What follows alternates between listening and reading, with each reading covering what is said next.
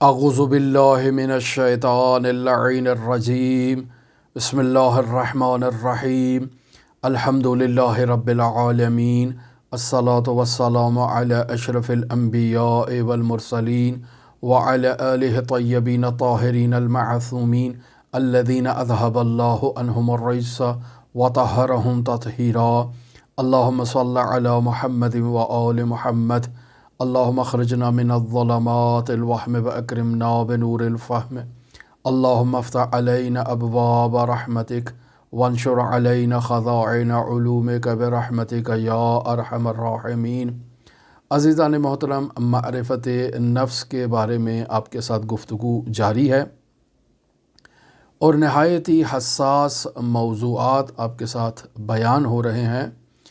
और मेरा ये तसव्वुर है कि हर किसी में इन मतालिब को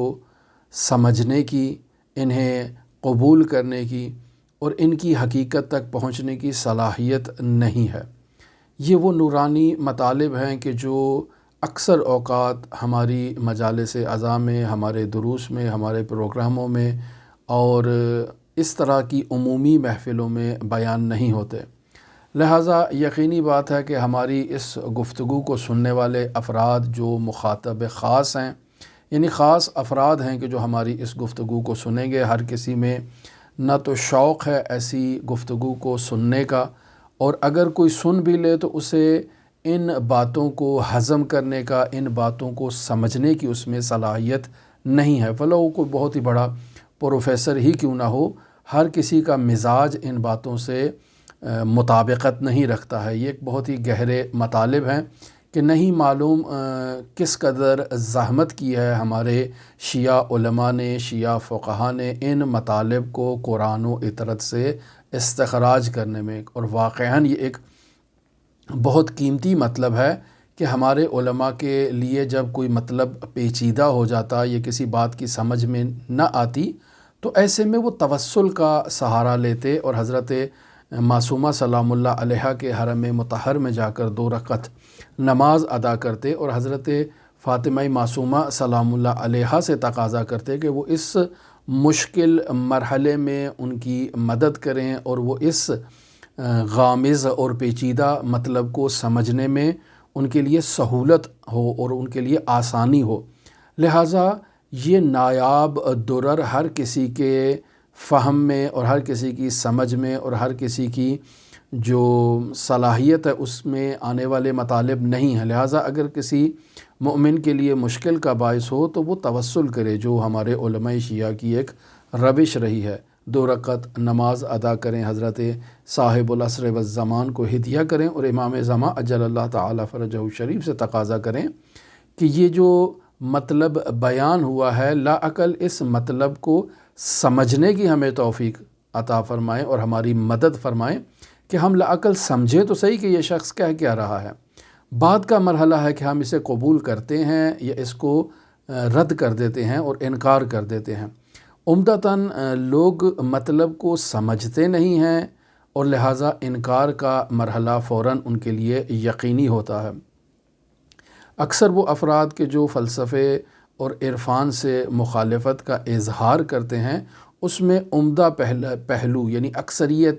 करीब बे इत्तेफ़ाक वो अफराद जो फ़लसफ़े और इरफ़ान की मुखालफत करते हैं, अक्सरियत ऐसे अफराद की है कि जो फ़लासफ़ा और उरफ़ा की बात को समझे ही नहीं है कि उन्होंने क्या कहा है। पहले समझने का मरहला है, बाद में उसकी तस्दीक या उसकी तकज़ीब और उसकी तरदीद और उसके इब्ताल पर दलाइल कायम किए जा सकते हैं। लिहाजा बहुत ही गामिज़ और पेचीदा मतालिब हैं। इन मतालिब को समझने के लिए दिक्कत से आप भी काम लें। लिहाजा हमारी भी कोशिश है कि हम आहिस्ता आहिस्ता मतालिब को आगे बढ़ाएं ताकि वो अफराद के जो हमारी गुफ्तगू को सुन रहे हैं वो हमारे साथ साथ चलें। एक मतलब मैं पहले भी आपकी खिदमत में बयान कर चुका और आज फिर उसका तकरार करता हूँ कि आप हमारी गुफ्तगू सुने। हमारी इसी गुफ्तगू में आपके बहुत से सवालात भी शामिल कर लिए जाते हैं। लिहाजा मैं पहले अर्ज़ कर चुका कि वो मोमिनीन जिनके ज़हनों में सवाल होते हैं वो हमें व्हाट्सएप के ज़रिए से, वॉइस नोट के ज़रिए से अपने सवालात पहुँचाएँ। हम उन सवालात को उनके मुकर्ररा वक्त पर जवाब देंगे जब उनका वक्त आएगा। وقت سے پہلے آپ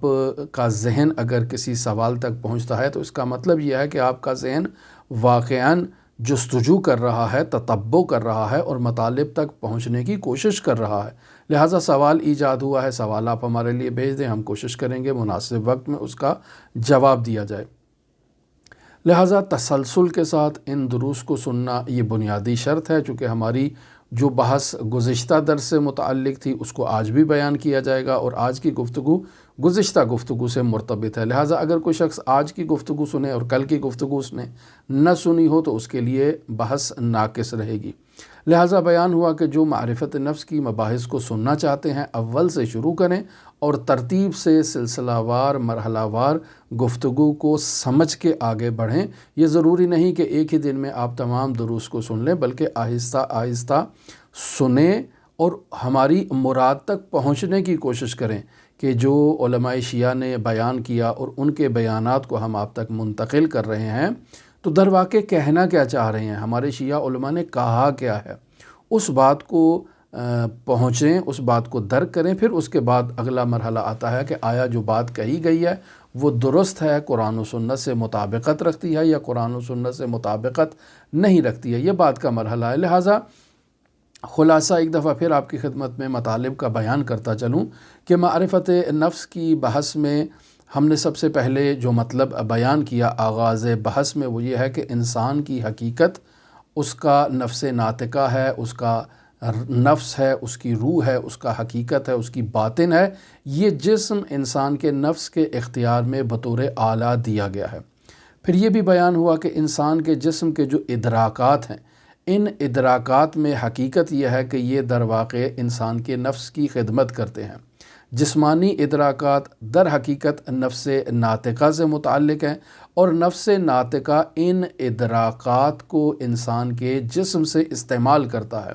مثلا ہم دیکھ رہے ہیں تو در واقع ہمارا نفس ناطقہ ان آنکھوں کو استعمال کرتے ہوئے رؤیت کا کام لے رہا ہے۔ پس اگر یہ آنکھیں خراب ہو جاتی ہیں تو اس کا مطلب یہ ہے کہ نفس ناطقہ کی دید بصارت خراب نہیں ہوئی ہے، یہ پرزہ خراب ہو گیا ہے۔ اس پرزے کو اگر ڈاکٹر چینج کر سکتے ہیں یا ڈاکٹروں میں یہ صلاحیت ہے کہ اس کو تبدیل کر دیں، اس کو تعمیر کر دیں، اس کی اصلاح کر دیں، اس میں ترمیم کر دیں، تو وہ دید دوبارہ کھل جائے گی نفس ناطقہ کی، یعنی وہ اس آلے کا دوبارہ استعمال شروع کر دے گا۔ لیکن وہ نفس ناطقہ کی دید خراب نہیں ہوئی ہے۔ اسی طرح باقی ادراکات ہیں۔ اور پھر یہ بھی بیان ہوا کہ انسان کا نفس ناطقہ اگر انسان نے اس کو درک کرنا ہو تو بہترین حالت خواب کی حالت ہے، کہ انسان خواب میں اپنے نفس ناطقہ کی مشابہت کو درک کرنے کی صلاحیت رکھتا ہے۔ یعنی انسان جب بستر پر لیٹتا ہے، سوتا ہے، تو عالم رؤیا میں وہ اپنی ایک دوسری حقیقت کو مشاہدہ کرتا ہے جو عالم مادہ کی محتاج نہیں ہے، جو زمان و مکان کی محتاج نہیں ہے۔ ایک ہی لمحے میں پلک جھپکتے ہوئے وہ کبھی ہندوستان چلی جاتی ہے، کبھی پاکستان چلی جاتی ہے، کبھی امریکہ چلی جاتی ہے، کبھی وہ جو ہے وہ امریکہ کے صدر سے ملاقات کر رہی ہے، کبھی وہ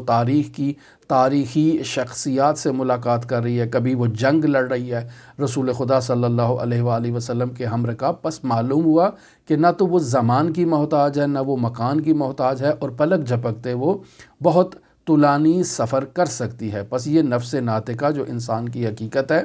یہ جو ہم عالم رؤیا میں اسے مشاہدہ کر رہے ہیں، در واقع وہاں بھی ہم اس کو ایک جسم میں مشاہدہ کر رہے ہیں، اور وہ جسم اس جسم کی مثال ہے۔ یعنی جیسے یہ جسم ہمارا اس دنیا میں ایک مادی جسم ہے، اسی طرح عالم رؤیا میں ہمیں ایک جسم ملتا ہے، اور وہ جسم مثالی کہلاتا ہے۔ وہ جسم مثالی زمان و مکان کا محتاج نہیں ہے، عالم مادہ کے جو لوازمات ہیں ان کا محتاج نہیں ہے، لیکن پھر بھی وہ ایک صورت رکھتا ہے، ایک ماہیت رکھتا ہے۔ انسان کا نفس ناطقہ جو اس کی حقیقت ہے وہ اس ماہیت سے بھی مافوق ہے، وہ اس صورت کا بھی محتاج نہیں، اور انسان اس صورت سے بھی خود کو مجرد کر سکتا ہے۔ لہٰذا یہ بیان ہوا کہ انسان کے اس نفس ناطقہ کو نہ تو موت آتی ہے نہ نیند آتی ہے۔ کیوں؟ چونکہ یہ نیند اور موت دونوں لازمہ ہیں اس جسم کے، اور قرآن مجید میں خداوند متعال نے اس بات کی طرف اشارہ کیا کہ خداوند متعال موت کے وقت اور نیند کے وقت نفس ناطقہ کو قبض کر لیتا ہے انسان سے۔ پس نفس ناطقہ حی ہے، زندہ ہے، اس میں حیات ہے، اور نفس ناطقہ کی حیات حضرت حق متعال کی حیات کی تجلی ہے۔ لہٰذا نفس ناطقہ کو نہ تو نیند آتی ہے نہ اونگ آتی ہے، چونکہ یہ نفس ناطقہ خلیفہ الہی ہے، اور خلیفہ الہی ہونے کی حیثیت سے یہ دور سے اشیاء پر تصرف کر سکتا ہے۔ جیسے نفس ناطقہ جب نیند کے عالم میں ہوتا ہے، یعنی خداوند متعال نے اس نفس ناطقہ کو قبض کر لیا ہے، لیکن اس کے باوجود یہ نفس ناطقہ اس جسم پر تصرف کرتا ہے، انسان کا جسم کروٹیں بدل رہا ہے۔ اور بیان ہوا کہ نفس ناطقہ زمان و مکان کا محتاج نہیں ہے، چونکہ زمان اور مکان عالم مادہ سے متعلق ہیں، جبکہ عالم مثال میں جب نفس ناطقہ چلا جاتا ہے تو وہاں زمان و مکان کی قید کا پابند نہیں ہے۔ یا اسی طرح اگر عالم مثال سے بھی مافوق عالم یعنی عالم عقل میں یہ نفس ناطقہ چلا جائے تو وہاں بھی جو ہے وہ نفس ناطقہ زمان و مکان کا محتاج نہیں ہے، حتیٰ کہ اس مثالی صورت کا بھی وہاں نفس ناطقہ محتاج نہیں ہے۔ لہٰذا گزشتہ گفتگو میں ہم نے آپ کی خدمت میں بیان کیا کہ موضوع گفتگو تھا خواب کی کیفیت اور خواب کی اقسام۔ خواب کی کیفیت میں بیان ہوا کہ کون سے عوامل انسان کے خواب پر اثر انداز ہوتے ہیں، تو وہاں ہم نے بیان کیا کہ انسان کا طبعی مزاج جو ہے وہ اس خواب کے اوپر اثر انداز ہوتا ہے، اور طبعی مزاج کے علاوہ انسان کا جو اخلاقی مزاج ہے وہ بھی اس خواب کے اوپر اثر انداز ہوتا ہے۔ لہٰذا ان چیزوں کو مد نظر رکھتے ہوئے وہ معبر جو خواب کی تعبیر کرتا ہے، وہ جب کسی انسان سے خواب کو پوچھتا ہے تو اس خواب کے حالات کو بھی پوچھتا ہے کہ تم رات کو کتنے بجے سوئے تھے، کتنے بجے بیدار ہوئے، کیا کھا کے سوئے تھے، اور کس جگہ پر سوئے تھے، کمرے کی کیا کیفیت تھی۔ یہ ساری چیزیں پوچھ کے وہ در واقع ان حقائق تک پہنچنے کی کوشش کرتا ہے کہ جو حقائق باعث بن رہے ہیں کہ انسان اس خواب کو مشاہدہ کرے۔ لہٰذا گزشتہ درس میں ہم نے خواب کو دو حصوں میں بیان کیا کہ ایک رویائے صادقہ ہیں کہ جس کو انسان مشاہدہ کرتا ہے، یعنی انسان عالم رؤیا میں چیزوں کو مشاہدہ کرتا ہے، واقعات کو مشاہدہ کرتا ہے، حقائق کو مشاہدہ کرتا ہے، اور وہی واقعات، وہی حقائق، وہی چیزیں بعد میں زمان اور مکان کے اس دھارے میں آ کر اس عالم مادہ کے اندر وقوع پذیر ہوتی ہیں، اور انسان اس عالم میں مشاہدہ کرتا ہے۔ بس اوقات انسان کو یاد ہوتا ہے کہ یہ چیز میں عالم رؤیا میں دیکھ کر آ چکا ہوں، بس اوقات انسان کو یہ یاد نہیں ہوتا کہ میں نے خواب دیکھا ہے، بس اتنا اس کے ذہن میں آتا ہے کہ یہ منظر میرے لیے پہلے سے آشنا ہے، میں اس منظر کو پہلے سے بھی مشاہدہ کر چکا ہوں۔ لہٰذا خواب کی اقسام اگر آپ کی خدمت میں بیان کرنا چاہیں تو یوں کہہ سکتے ہیں کہ خواب حق ہے۔ خواب حق کسے کہتے ہیں؟ خواب حق کا مطلب یہ ہے کہ انسان کا نفس ناطقہ جب سوتا ہے، یعنی انسان کا بدن آرام کر رہا ہے، تو ایسے میں انسان کا نفس ناطقہ عالم مادہ کے مافوق جو عالم ہے، جسے عالم مثال کہیں یا جسے عالم عقل کہیں، انسان کا نفس ناطقہ مافوق عالم مادہ جو عالم مثال ہے اس سے رابطہ قائم کرتا ہے، اور اس رابطہ قائم کرنے کی نتیجے میں انسان خواب میں جن اشیاء کو مشاہدہ کرتا ہے، جن اشیاء سے روبرو ہوتا ہے، اس شے کو، اس خواب کو یہ کہا جاتا ہے کہ یہ رؤیائے حق ہے، کہ انسان نے جس چیز کو مشاہدہ کیا ہے وہ حق مشاہدہ کیا ہے۔ اب اس رؤیائے حق کی آگے دو اقسام ہیں، یعنی بطور کلی کہا جائے کہ انسان اس عالم مادہ سے جب انصراف اختیار کرتا ہے، جب اس عالم مادہ سے دوری اختیار کرتا ہے اور عالم مثال کی طرف متوجہ ہوتا ہے، تو وہاں انسان خواب میں اشیاء سے روبرو ہوتا ہے، اشیاء کو مشاہدہ کرتا ہے، وہ جن چیزوں کو مشاہدہ کر رہا ہے وہ رویائے حق ہیں۔ اب ان رویائے حق میں ایک رویائے صادقہ ہے اور ایک رویائے رحمانیہ ہے۔ رویائے صادقہ کسے کہتے ہیں؟ جو پہلے بھی کل آپ کی خدمت میں بیان ہوا کہ نفس ناطقہ اس عالم مادہ سے مافوق عالم جو عالم مثال ہے، اس عالم مثال سے رابطہ قائم کرتا ہے، اور وہاں کسی واقعے کے باطنی سبب سے انسان کا نفس ناطقہ روبرو ہوتا ہے، اور وہی واقعہ بعد میں کسی زمان اور مکان کے اس ضابطے کے تحت عالم مادہ میں محقق ہوتا ہے۔ اس خواب کو رویائے صادقہ کہا جاتا ہے، جبکہ رویائے رحمانیہ کسے کہتے ہیں؟ رویائے رحمانیہ میں بھی اسی طرح ہوتا ہے کہ انسان سوتا ہے اور عالم خواب میں انسان مافوق عالم مادہ یعنی عالم مثال سے رابطہ قائم کرتا ہے۔ وہاں انسان کسی حقیقت سے روبرو ہوتا ہے اور وہاں ایک معنوی پیغام کو دریافت کرتا ہے۔ اب ضروری نہیں کہ وہ معنوی پیغام کسی صورت کو اختیار کرے اور بعد میں زمان و مکان کے تحت اس عالم مادہ میں محقق ہو، یہ ضروری نہیں ہے، بلکہ انسان وہاں ایک حقیقت سے روبرو ہوا اور وہاں انسان نے ایک معنوی پیغام کو دریافت کیا ہے۔ یہ معنوی پیغام انسان کی قوہ خیال میں منتقل ہوتا ہے اور وہاں قوہ خیال میں اپنے سے مناسب جو صورت ہے اس صورت میں یہ خیال میں ظاہر ہوتا ہے، یہی معنوی پیغام۔ جیسے آپ دیکھ لیں حضرت ابراہیم کی ہم نے مثال دی کہ حضرت ابراہیم علیہ نبینا و علیہ آلہ و تحیت و ثنا عالم رؤیا میں گئے، اور عالم رؤیا میں حضرت ابراہیم نے جو ہے وہ ان حقائق سے رابطہ برقرار کیا جو معنوی حقائق تھے۔ پھر وہ معنوی حقائق جب قوہ خیال کے حوالے کیے گئے خواب کی کیفیت میں، تو ان حقائق نے صورت اختیار کی، وہ صورت کہ جو حضرت اسماعیل علیہ نبینا و علیہ آلاف و تحیت و ثنا سے متعلق تھی، اور باقاعدہ اس واقعے کو مشاہدہ کیا کہ وہ اپنے فرزند کو ذبح کر رہے ہیں۔ لہٰذا یہ واقعہ عالم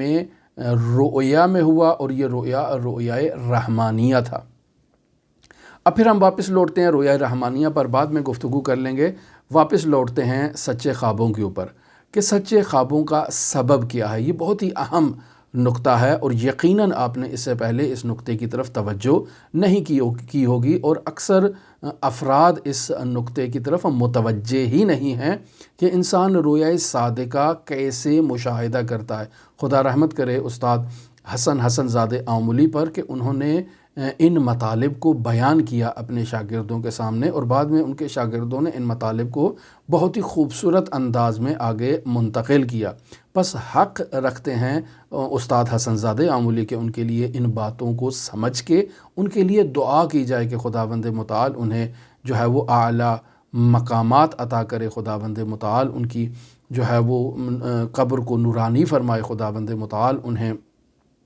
حضرات اہل بیت علیہم الصلاۃ والسلام کے جوار میں بلند مقام عطا فرمائے۔ تو بیان ہوتا ہے کہ سچے خواب انسان کیسے مشاہدہ کرتا ہے اور سچے خوابوں کا سبب کیا ہے۔ اگر توجہ کی جائے تو وہ چیز جو عالم مادہ میں انسان تفصیلی طور پر مشاہدہ کرتا ہے اور جس چیز کو محسوس کرتا ہے، وہ اس عالم مادہ میں کسی وقت اور کسی جگہ کے ساتھ مخصوص ہوتی ہے۔ یعنی عالم مادہ میں جتنے بھی واقعات وقوع پذیر ہو رہے ہیں وہ زمان اور مکان کی قید کے تحت واقع ہوتے ہیں اور اس زمان و مکان کی قید کے اندر موجود ہیں۔ مثلا آپ نے آج جتنے بھی کام کیے ہیں وہ آج سے متعلق ہیں، وہ کام آپ نے کل نہیں کیے، آج کیے ہیں، اور جس جگہ پر کیے ہیں وہ ان مقامات سے متعلق تھے، پس وہاں زمان بھی تھا اور وہاں مکان کی بھی قید پائی جاتی تھی۔ پس انسان اس عالم مادہ میں جس چیز سے بھی رابطہ قائم کرتا ہے، جو کام بھی انجام دیتا ہے، وہ زمان اور مکان کے ساتھ مخصوص ہے، چونکہ عالم مادہ سے اس کا تعلق ہے اور عالم مادہ کے لوازم میں سے زمان اور مکان موجود ہے۔ لیکن وہ عالم مجردات، یعنی وہ عالم جسے عالم مجردات کہا جائے، اس عالم مجردات میں یہی وقائع جو اس دنیا میں انسان جن سے روبرو ہو رہا ہے، جو کام انسان دن بھر اس دنیا میں انجام دے رہا ہے، یہ تمام واقعات، یہ تمام چیزیں، تمام یہ مسائل جو اس دنیا میں انسان زمان و مکان کے تحت انجام دے رہا ہے، در حقیقت یہی تمام امور جو ہیں وہ عالم مجردات میں بصورت جامع ابتدا ہی سے موجود ہیں، ایسا نہیں ہے کہ یہ وہاں تھے ہی نہیں اور انسان یہاں اس دنیا میں جو کچھ بھی کر رہا ہے وہ اب ایجاد ہو رہا ہے، نہیں، یہ پہلے اس عالم مجردات میں یہ سب امور پہلے سے موجود ہیں، بعد میں اس عالم مادہ میں اسی عالم مجردات کی جو حکایت ہے وہ اس عالم مادہ میں وقوع پذیر ہو رہی ہے۔ نہایت ہی پیچیدہ مطلب، یعنی کیا کہنا چاہ رہے ہیں؟ یعنی یہاں پر یہ کہنا چاہ رہے ہیں کہ خداوند متعال نے جب اپنی مخلوقات کو خلق کیا، مثلا مجھے خلق کیا، آپ کو خلق کیا، یہ جتنی بھی مخلوقات خداوند متعال کی اس دنیا میں موجود ہیں، یا جتنے بھی کام یہ مخلوقات انجام دے رہی ہے، یہ بیان ہو رہا ہے کہ یہ سب کے سب خداوند متعال کے ایک ارادے کے تحت خلق ہوئے ہیں۔ ایسا نہیں ہے کہ خداوند متعال کہتا ہے کہ آج موسیٰ رضا کو خلق کر لیتا ہوں، اچھا کل فلاں بندے کو خلق کر لیتا ہوں، پرسوں فلاں بندے کو خلق کر لوں گا، ترسوں فلاں بندے کو خلق کر لوں گا، آج یہ جو واقعہ ہوا ہے فلاں ملک کے اندر، آج اس واقعے سے متعلق جو ہے وہ اس واقعے کو خلق کر لوں، پرسوں اس واقعے کو، نہیں، خداوند متعال کی تمام مخلوق جتنی بھی ہے اور جتنے بھی اس مخلوق کے افعال اور جتنے بھی اس مخلوق کے کردار ہیں، یہ سب خداوند متعال نے ایک دفعی خلق میں خلق فرمائے ہیں۔ لہٰذا خداوند متعال سورہ قمر کی آیت نمبر 50 میں ارشاد فرماتا ہے وَمَا أَمْرُنَا إِلَّا وَاحِدَةٌ، یعنی خدا کہہ رہا ہے کہ ہمارا حکم یعنی ہمارا امر بس ایک ہی امر ہے، اس میں تعدد نہیں پایا جاتا، وحدت ہی وحدت پائی جاتی ہے۔ یعنی خداوند متعال در واقع امر سے متعلق اس آیت میں یہ کہنا چاہ رہا ہے کہ جو ایجاد کیا ہے ہم نے وہ ایجاد دفعی کیا ہے، ایک ہی مرتبہ ہر چیز کو ایجاد کر دیا ہے۔ یعنی امر تکوینی جو خداوند متعال کا ہے، جس میں خداوند متعال فرماتا ہے کہ جب وہ ارادہ کرتا ہے کسی چیز کے متعلق تو ان یقول لہ کن فیکون، کہتا ہے کن ہو جا تو وہ ہو جاتی ہے۔ اب ایسا نہیں ہے کہ خداوند متعال وہاں ایک جگہ مجسم، آپ اس کو تصور کر لیں کہ وہ وہاں بیٹھا ہے اور اس کے ہاتھ میں ایک تسبیح ہے اور وہ کون کون کون کرتا جا رہا ہے اور اشیاء جو ہے نا وہ پے در پے جو ہے وہ ایجاد ہوتی جا رہی ہیں، یا افعال اشیاء جو ہیں وہ وجود میں آتے جا رہے ہیں، ایسا نہیں ہے، بلکہ خداوند متعال نے بصورت دفعی ایجاد واحد کیا۔ خداوند متعال نے امر تکوینی کے تحت ایک مرتبہ ایجاد کیا ہے اور اس ایجاد کو عالم مجردات سے متعلق ایجاد کہا جاتا ہے۔ یعنی عالم مجردات میں خداوند متعال نے ایک مرتبہ ایجاد کر دیا اور پھر وہی ایجاد جو عالم مجردات میں ہے اس کی حکایت اس عالم مثال میں اور اس عالم مادہ میں ہو رہی ہے۔ یعنی اللہ تبارک و تعالی یہ کہنا چاہ رہا ہے کہ ہماری ایجاد صرف ایک ہے، اس ایجاد میں تعدد نہیں ہے، کثرت نہیں ہے، بار بار ایجاد نہیں ہے، بلکہ دفعتاً ہے۔ یعنی خداوند متعال کا ارادہ عالم مادہ میں ظاہر جب ہوگا تو یہاں اس کے لیے تقدم کی بھی ضرورت ہے، تأخر کی بھی ضرورت ہے، زمان کی بھی ضرورت ہے، مکان کی بھی ضرورت ہے۔ لیکن اگر اس عالم مادہ سے مافوق عوالم کی طرف جب جائیں اور خداوند متعال کی ایجاد کو اس عالم مافوق مادہ یعنی عالم عقل میں مشاہدہ کریں تو وہاں وہ ایجاد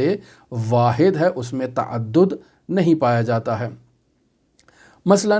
اس دنیا میں ایک انسان آئے گا، جیسے حضرت آدم علی نبینا و علیہ آلاف التحیت وسنہ، حضرت آدم آئے، پھر حضرت آدم کے بعد حضرت حوا جو ہیں وہ وجود میں آئیں، پس آدم کا وجود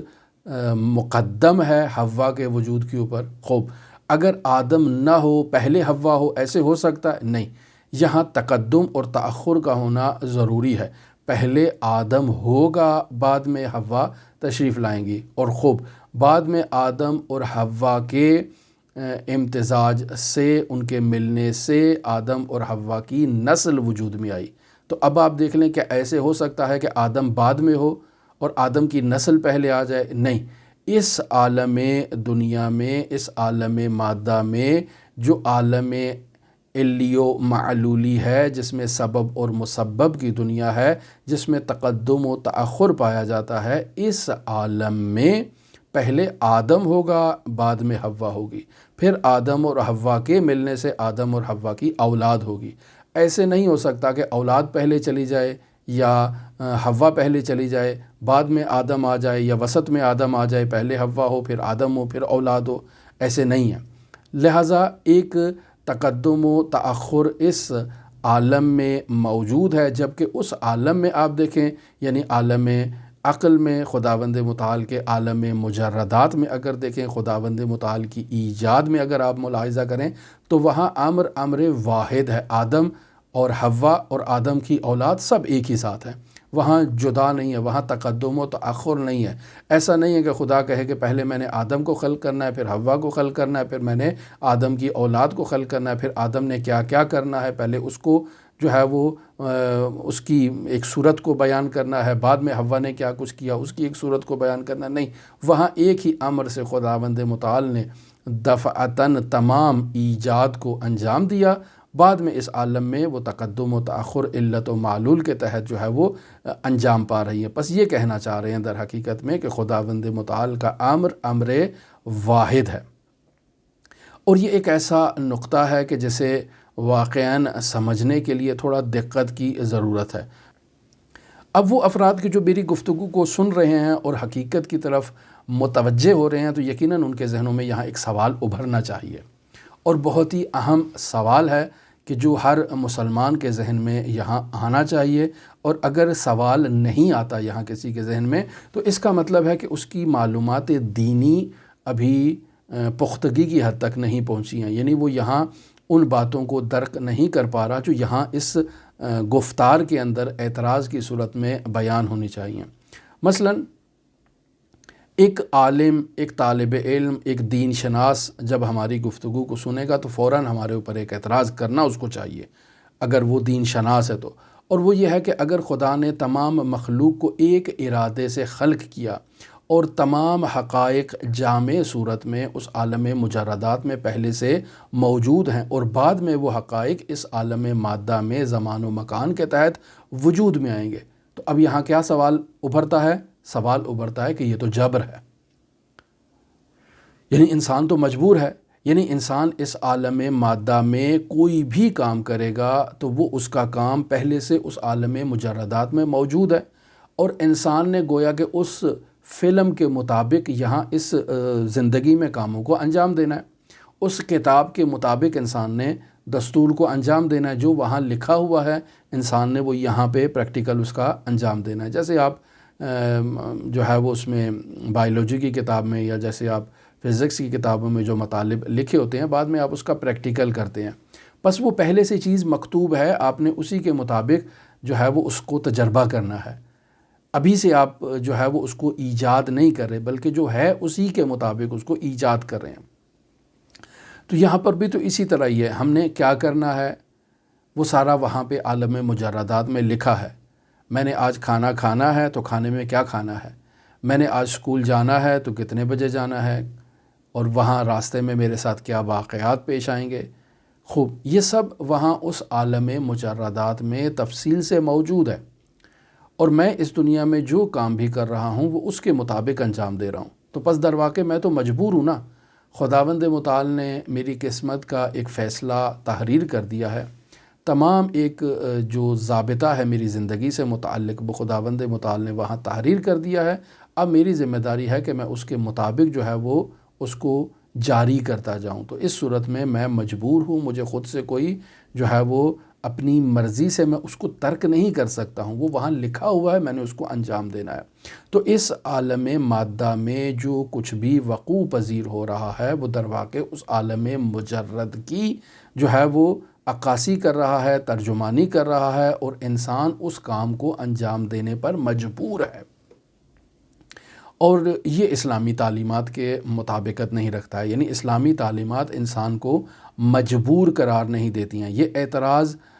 ہر انسان کے ذہن میں آنا چاہیے جو دینی تعلیمات کو جانتا ہے، لیکن ہم ان سے یہی عرض کریں گے کہ محترم یہ اعتراض ٹھیک ہے آپ کے ذہن میں ابھرا، لیکن یہ اعتراض درست نہیں ہے۔ کیوں درست نہیں ہے؟ کیونکہ انسان خواب میں اگر کسی چیز کو، کسی واقعے کو، کسی حقیقت کو مشاہدہ کرتا ہے، یا کسی حقیقت کے باطنی سبب سے انسان کا عالم رؤیا میں رابطہ قائم ہوتا ہے، اور اس عالم رؤیا کے بعد اس عالم بیداری میں انسان اسی واقعے کو انجام دیتا ہے یا اس واقعے سے روبرو ہوتا ہے، تو اس بات کو مشاہدہ کرے گا کہ وہ اپنے اختیار سے اس کام کو انجام دے رہا ہے،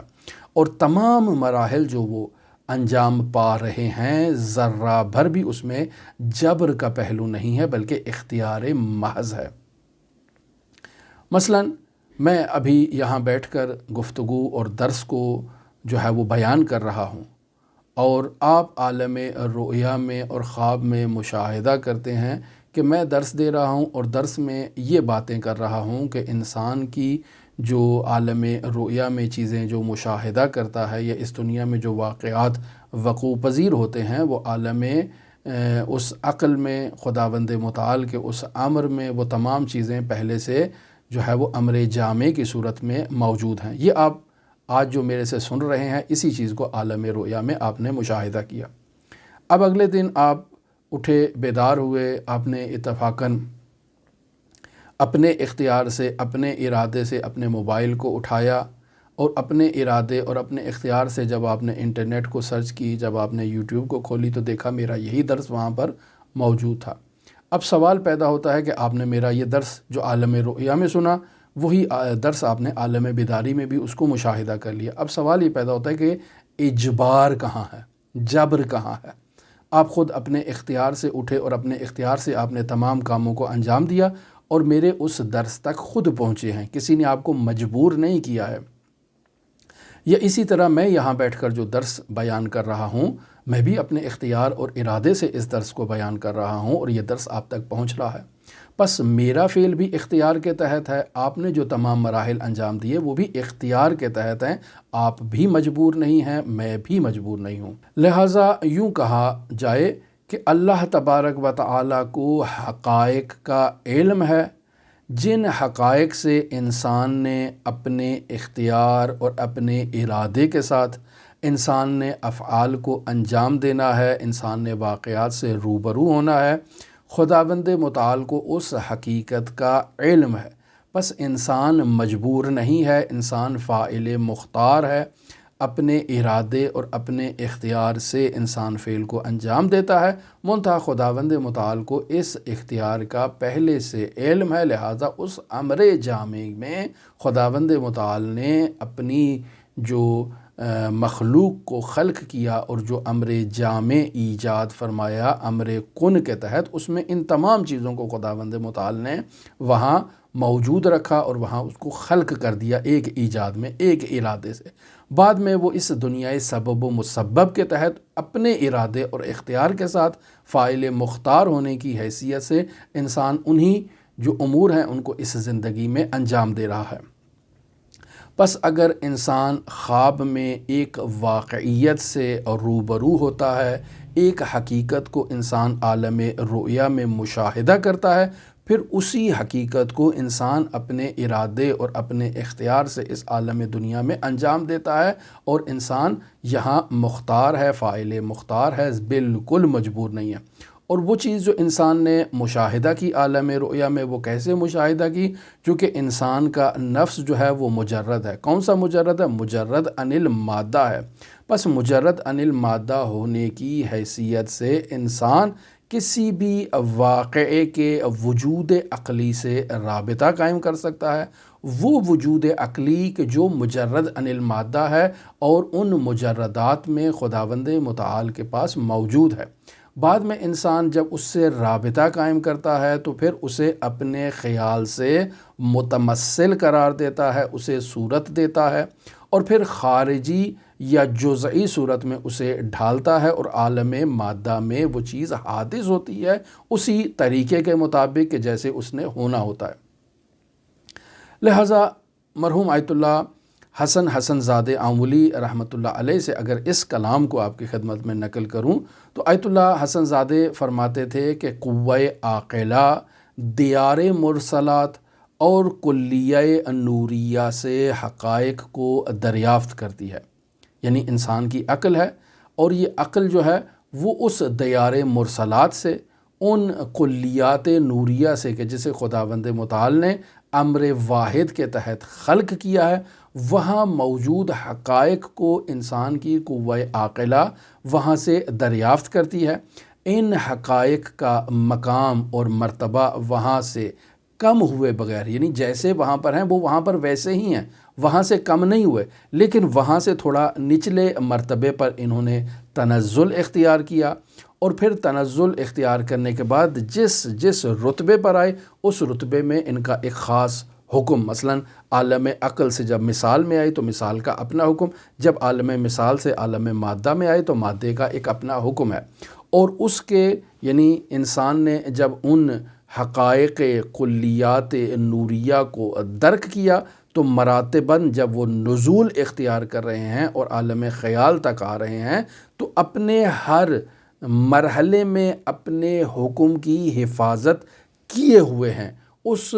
مرتبے سے تنزل کرنے کا یہ مطلب نہیں ہے کہ مافوق مرتبے سے منقطع ہو چکے ہیں، لہٰذا انسان کی قوہ خیال کو آیت اللہ حسن زادہ یہاں فرما رہے ہیں کہ اس میں اعظم مصور کا مظہر ہے انسان کا قوہ خیال، یعنی اللہ کا جو اسم مصور ہے اس اسم مصور کا مظہر انسان کا قوہ خیال ہے، اور یہ قوہ خیال وہ حقائق جنہیں قوہ عاقلہ درک کر رہا ہے کلیات نوریہ سے، اور پھر ان حقائق کو وہاں سے تنزل دیے بغیر ان حقائق کو جب نچلے مرتبے میں لاتا ہے وہ وہاں پر ہیں، اور اس کے ساتھ قوہ خیال میں آتے ہیں تو قوہ خیال ان نورانی حقائق سے مماثلت رکھنے والی جو تصاویر ہیں ان تصاویر کو اس میں اعظم مصور ہونے کی حیثیت سے، اس کا مظہر ہونے کی حیثیت سے ان کو انسان کا قوہ خیال جو ہے وہ تخیل کرتا ہے۔ پس انسان کا قوہ خیال عقلی مدرکات کو اپنے کارخانہ خیال میں تصویر سے بناتا ہے۔ اب یہ بھی احتمال ہے کہ اس قوہ خیال سے بنائی جانے والی تصویر عالم رؤیا میں بنائی جائیں، اور ایسا بھی احتمال ہے کہ انسان ان تصاویر کو عالم بیداری میں بناتا ہے اور ان کو ایجاد کرتا ہے۔ پس ہم جو چیز بھی عالم رؤیا میں مشاہدہ کرتے ہیں اس چیز کو مشاہدہ کرنے سے پہلے اسے ہم تعقل کرتے ہیں، یعنی قوہ عاقلہ دیار مرسلات سے اور کلیات نوریہ سے حقائق کو تعقل کرتا ہے، اور پھر تعقل کرنے کے بعد اسے دوسرے مرحلے میں قوہ خیال کے سپرد کرتا ہے۔ اب جب قوہ خیال کے سپرد کر دیا تو قوہ خیال نے اس کو تصویر دی، اور پھر یہاں سے وہ سچے خواب کی حیثیت سے اس عالم مادہ میں وقوع پذیر ہوئے۔ پس انسان کا نفس کلیات نوریہ کو ان کے مبدا سے دریافت کرتا ہے، اور انسان کا نفس ناطقہ ان کلیات نوریہ میں موجود حقائق سے رابطہ قائم کرتا ہے، اور پھر رابطہ قائم کرنے کے بعد انہیں قوہ خیال کے سپرد کرتا ہے، اور قوہ خیال ان کی تصویر بناتا ہے، اور پھر وہ عالم واقعہ میں وقوع پذیر ہوتے ہیں، اور آپ کہتے ہیں کہ یہ رویا صادقہ ہے۔ پس انسان کا نفس ان حقائق نوریہ سے رابطہ کرتا ہے تو اس کا مطلب ہے کہ انسان کا نفس ان حقائق نوریہ کو عالم دنیا یا عالم مادہ میں سے منصرف اور قطع ہونے کے بعد انسان ان سے رابطہ قائم کرتا ہے۔ جب تک انسان کا عالم مادہ سے رابطہ ہے انسان ان حقائق نوریہ کلیہ کو درک کرنے کی صلاحیت نہیں رکھتا ہے۔ ان حقائق کو درک کرنے کے لیے انسان کو اس عالم مادہ سے منقطع ہونا پڑے گا۔ پس حقائق نوریہ کو درک کرنے کی صلاحیت انسان میں اس وقت تک نہیں ہوگی جب وہ اس عالم مادہ میں ہوگا۔ اس عالم مادہ سے انصراف کرے گا، عالم مثال میں جائے گا، عالم مثال سے انصراف کرے گا، عالم عقل میں جائے گا، اور پھر عالم عقل سے ان کلیات نوریہ کو اور حقائق نوریہ کو دریافت کرے گا، پھر اسی تنزل کے ساتھ ان حقائق کو منتقل کرے گا اپنے قوہ خیال کے تحت، اور پھر قوہ خیال ان سے تصاویر کو ایجاد کریں گی۔ بس آیت اللہ حسن زادہ آمولی کے ان بیانات کی روشنی میں اگر ہم یوں کہیں کہ انسان کا نفس جو ہے وہ بیداری کے عالم میں برزخ یا عقلی مبانی اور عقلی جو اصول ہیں، جو حقائق عقلیہ ہیں، ان سے روبرو ہونے کی صلاحیت رکھتا ہے اور پھر انہیں مستقبل میں وہ مشاہدہ کرے گا، تو اس کا مطلب ہم اس انداز میں بیان کر سکتے ہیں کہ انسان کے نفس ناطقہ کے مراتب ہیں۔ سب سے بلند مرتبہ انسان کے نفس ناطقہ کا مرتبہ عقلی ہے۔ دوسرا مرتبہ جو تنزل اختیار کریں، تھوڑا نیچے لے کر آئیں نفس ناطقہ کو، تو مرتبہ مثالی ہے۔ پھر مرتبہ مثالی سے اگر انسان کے نفس ناطقہ کو تنزل دیا جائے اور نیچے لے کر آئیں تو مرتبہ مادی ہے۔ مرتبہ عقلی میں انسان کا نفس ناطقہ جو ہے وہ معانی کو درک کرے گا، لیکن ان معانی کو مادے کے بغیر مشاہدہ کرے گا اور درک کرے گا، جبکہ مرتبہ مثال میں انسان کا نفس ناطقہ جن حقائق کو دریافت کر رہا ہے وہ حقائق مادے کے بغیر ہیں، لیکن انسان کا نفس ناطقہ ان کو صورت کی صورت میں مشاہدہ کرتا ہے۔ جیسے آپ عالم مادہ سے انصراف کر کے جب عالم مثال میں جاتے ہیں تو وہاں خود کو دیکھتے ہیں کہ جو آپ کا ایک جسم ہے، ایک جسم مثالی ہے، تو بس وہاں مادہ نہیں ہے لیکن مثالی جسم ضرور ہے، جبکہ اس سے مافوق اگر آپ چلے جائیں تو وہاں جسم مثالی بھی نہیں ہے اور عالم مادہ بھی نہیں ہے۔ لیکن اگر آپ نچلے مرتبے پر آئیں تو اس نچلے مرتبے میں انسان کا نفس ناطقہ اپنی روح کے تکامل کے لیے اس بدن کو استعمال کرتا ہے، بعنوان وسیلہ نماز پڑھتا ہے، روزے رکھتا ہے، عبادت کرتا ہے، تقوی اختیار کرتا ہے اور بلند مدارج طے کر کے اپنی روح کو تقویت دیتا ہے، اور روح کی تقویت کے بعد انسان جو ہے وہ اس دنیا میں جب اپنے نفس سے ناطقہ کو اس عالم مادہ سے منصرف کر لے، جدا کر لے، تو پھر عالم مثال سے اس دنیا میں بیٹھے ہوئے انسان رابطہ قائم کر سکتا ہے۔ اس دنیا میں بیٹھے ہوئے انسان جو ہے وہ آگے عالم عقل سے رابطہ قائم کر سکتا ہے، اور وہاں ان مبانی برزخی عقلی کو انسان مشاہدہ کرتا ہے، ان سے روبرو ہوتا ہے، اور ان حقائق کی حکایت اس عالم مادہ میں انسان کرتا ہے۔ لہٰذا بس اوقات آپ دیکھیں کہ ایک انسان ہے، وہ آپ کو بتائے گا بھی کل کیا ہونے والا ہے، بھئی تم نے کہاں سے بتا دیا؟ چونکہ اس کا نفس مجرد عن المادہ، اس نے اس عالم